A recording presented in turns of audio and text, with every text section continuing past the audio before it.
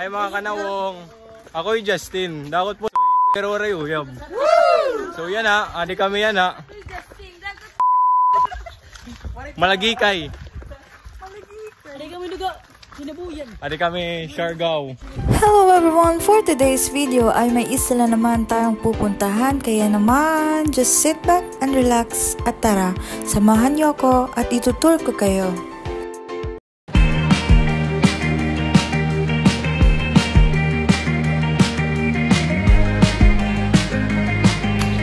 Welcome to San Pablo, Hinunaan, Southern Leyte!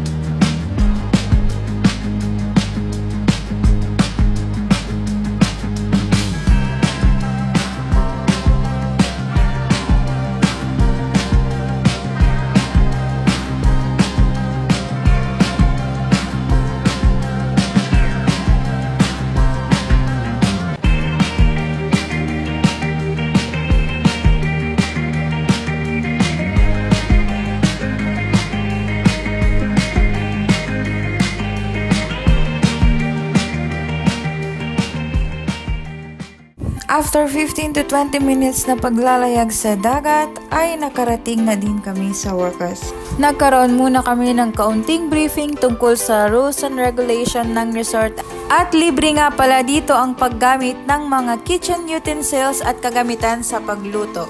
Bisitahin nyo na lang po ang kanilang Facebook page para sa iba pang mga detalye.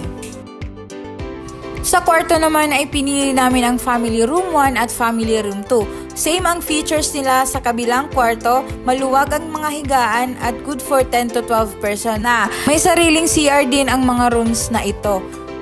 May inclusion din na cottage sa mga family rooms. At dito naman banda nakalagay ang kanilang ihawan section. Tignan nyo naman, sarap! Charis! Magla-lunch time na nito kaya naman naisipan na namin kumain. After namin kumain ay naisipan namin maglibot sa rock formation. Ayaw ito! Ayaw ito! Ha?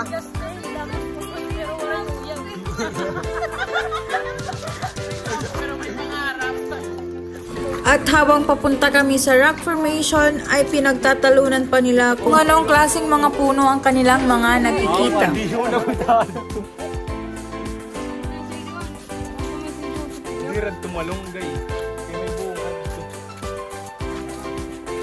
After 20 minutes na lakaran ay narating din namin ang rock formation. Nakakasad lang kasi nga high tide pa nung nakarating kami doon. Mas ma-appreciate yung view daw pag naka low tide.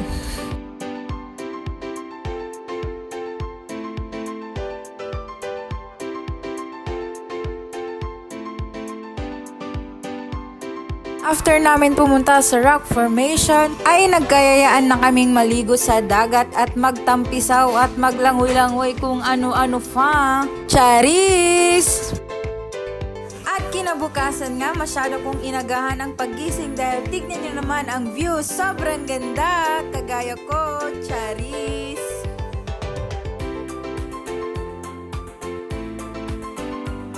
Habang inaantay namin yung bangka ay naisipan namin magmuni-muni lang ng very light.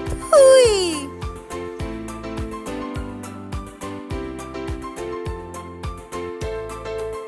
Sobrang sulit at very accommodating ang Hanas Beach Resort. Kaya naman kung gusto niyong bumisita dyan, mag-reserve kayo. At dito na nga po nagtatapos ang ating mini vlog. Sorry for today. Thank you for watching. Babu!